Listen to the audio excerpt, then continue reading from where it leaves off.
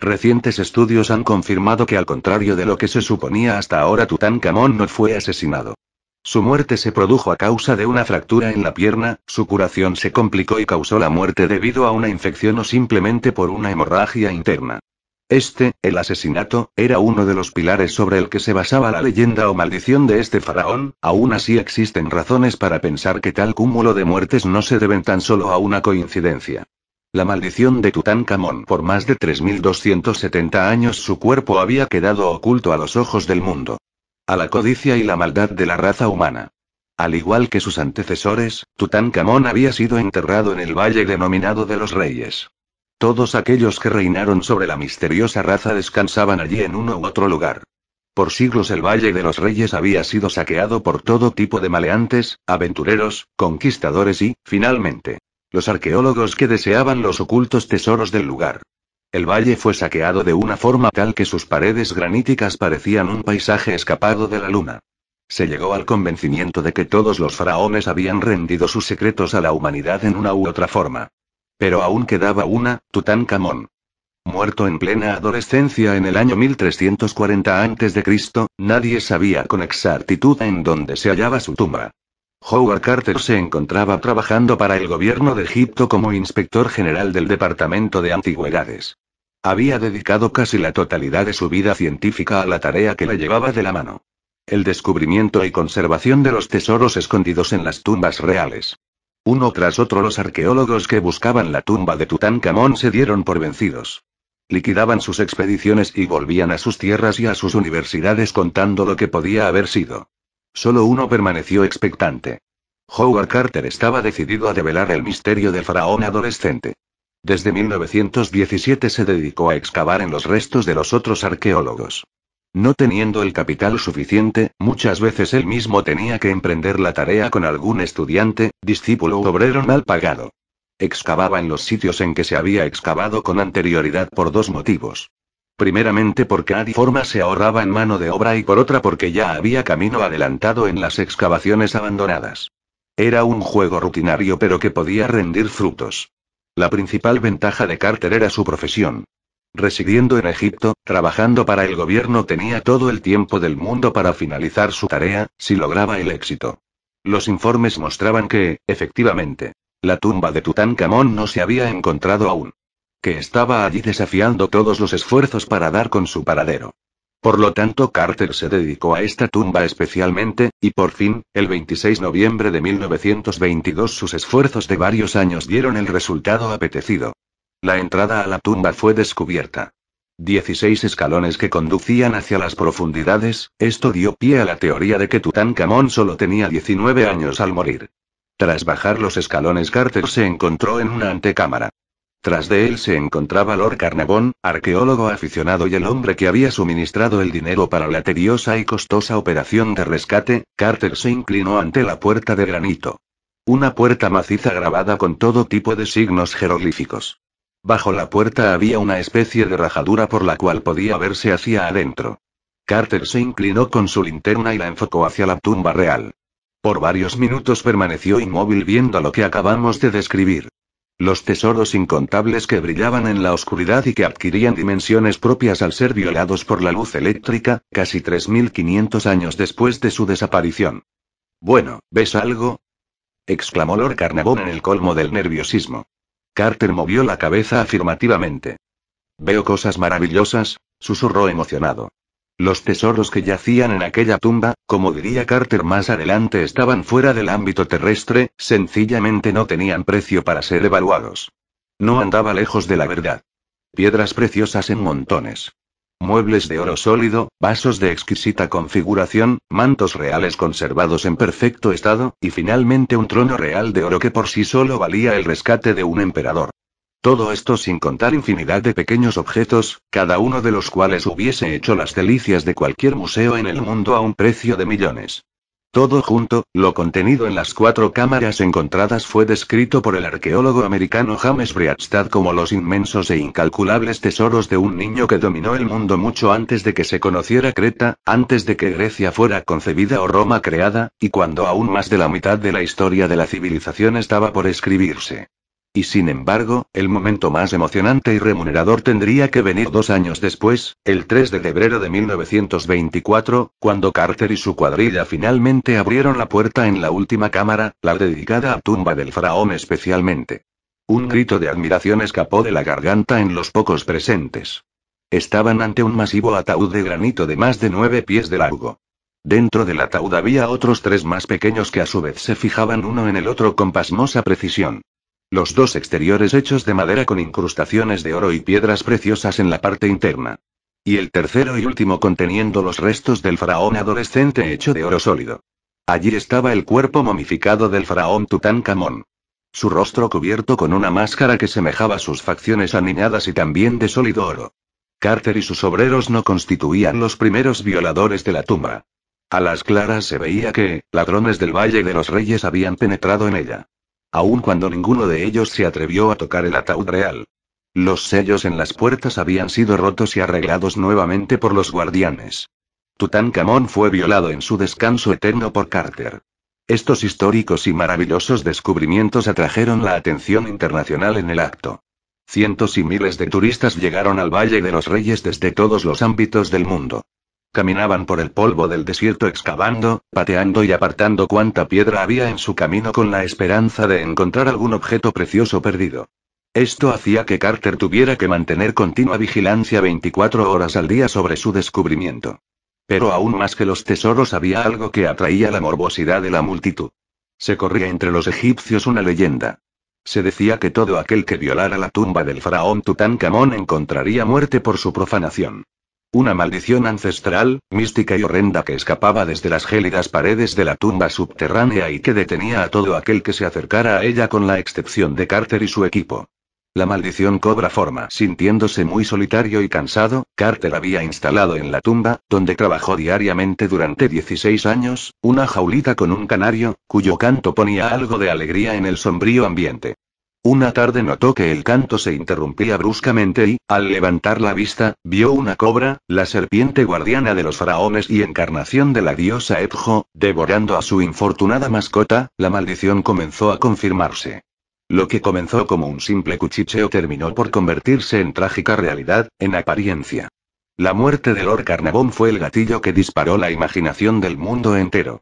Murió el 5 de abril de 1923, apenas 10 meses después de haber penetrado en la Cámara Real. George Edward Molyneux Herbert, más conocido como el quinto conde de Carcarbón, había tomado la egiptología y la arqueología con la misma pasión que otros millonarios y miembros de la nobleza toman los deportes o la sociedad. Mientras que se encontraba en los días del sensacional descubrimiento, fue picado por un mosquito en la mejilla izquierda. No le prestó la menor atención a la picada de mosquito, un incidente que ocurría día a día y a millares de turistas y locales. Una semana después, mientras que se afeitaba, se cortó encima de la picada anterior. De repente, un par de días más tarde comenzó a sentirse mal de salud. Y se agravó tanto que tuvo que ser trasladado al Cairo con urgencia. El 17 de marzo se conoció que una grave infección le había atacado la garganta, el oído interno y el pulmón derecho. Los doctores en el Cairo le dieron diversas inyecciones de suero que, aparentemente, detuvieron el curso de la enfermedad. Sin embargo, el 27 de marzo un ataque fulminante de neumonía se extendió por ambos pulmones. Máscara funeraria de Tutankamón. Tras sufrir una terrible agonía plagada de dolores horrendos y deformaciones física, incluida la caída de todos los dientes, para el 4 de abril estaba muerto. Un continuado ataque de tos hizo que su corazón fallara a las 2 de la madrugada. En ese mismo instante, Swan, su perra Fox Terrier, comenzó a aullar en Inglaterra, muriendo en brazos del mayordomo. La familia Carnarvon, reunida en el Hotel Continental Savoy en el Cairo, recibió la noticia por la enfermera que lo había cuidado. Nada más terminar la frase todo quedó a oscuras. Un fallo en el suministro de energía dejó sin luz a toda la capital egipcia. Inmediatamente y posterior a su muerte, los rumores sobre la maldición se hicieron voces públicas que los periódicos y medios informativos tomaron de su buena cuenta. ¿Por qué?, se preguntaban. Un hombre con apenas 57 años, saludable y sin enfermedades anteriores, había de sucumbir ante la picada de un mosquito.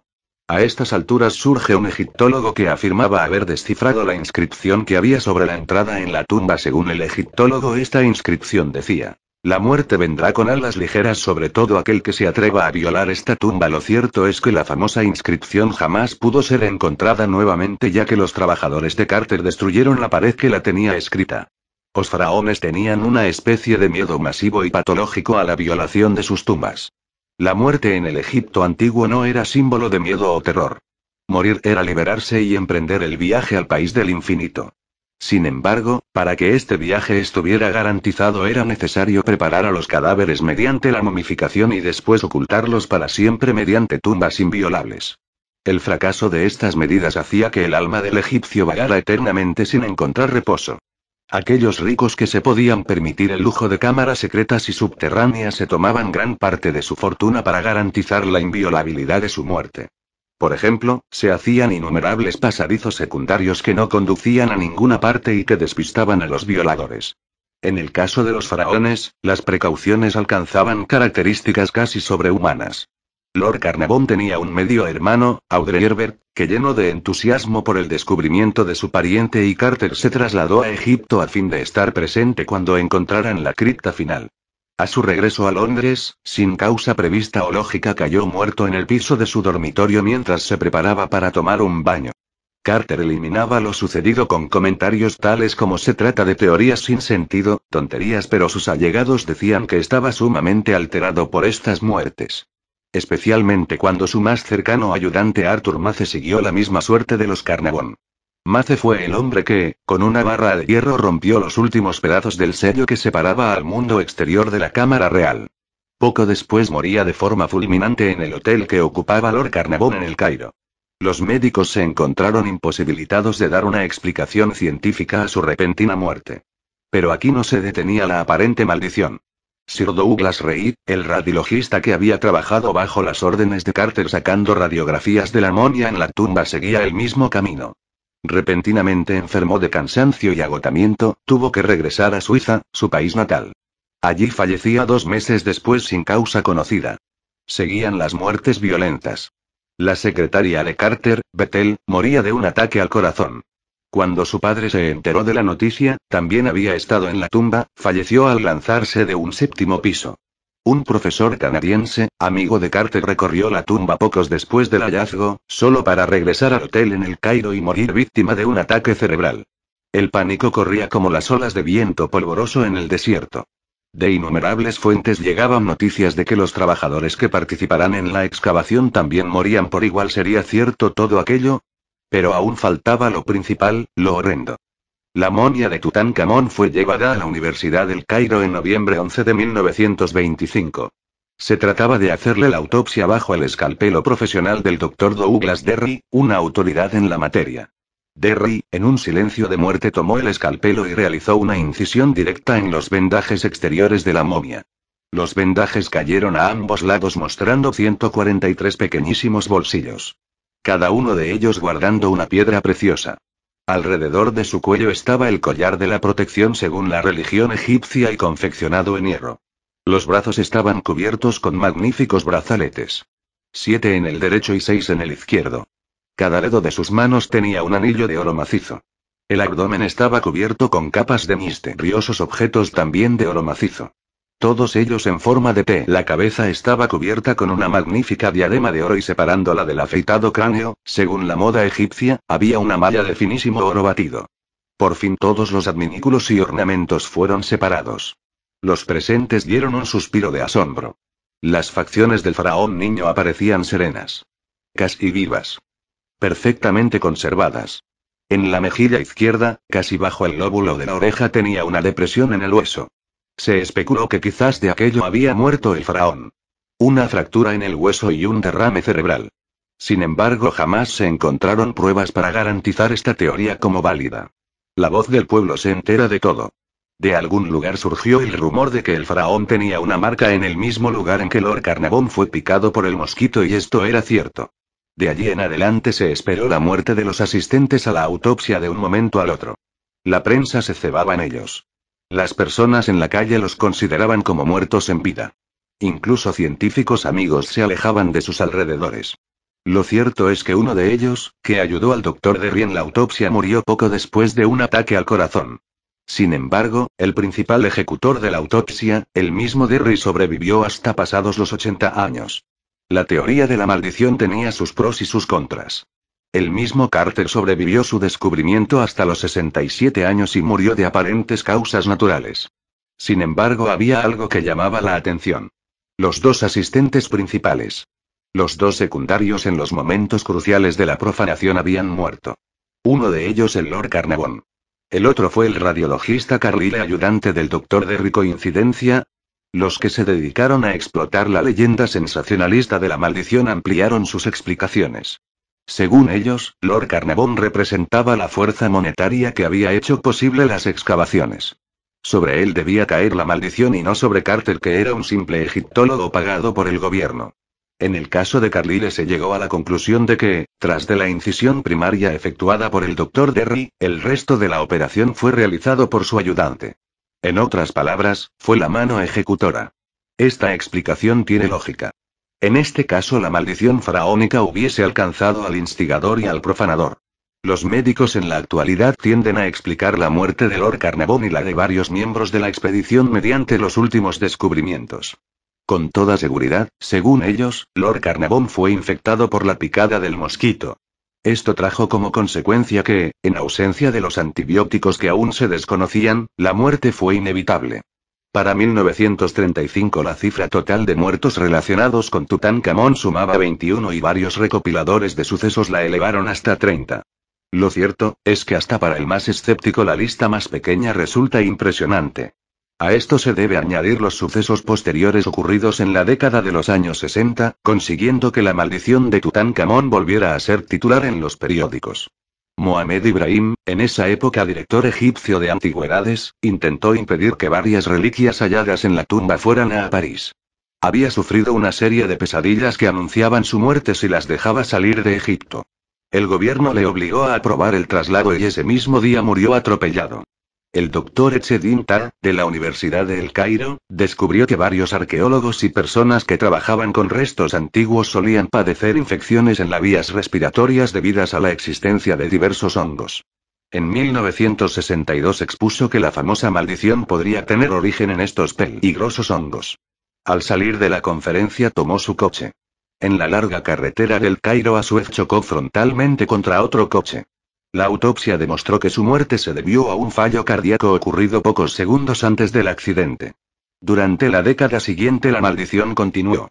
En 1972 el nuevo director del Departamento de Antigüedades egipcio, Gamal Eddin Merez, sucesor de Ibrahim, afirmó a Philip Vandenberg que no creía en la maldición. Fíjese en mí, toda la vida he estado trabajando con tumbas y momias.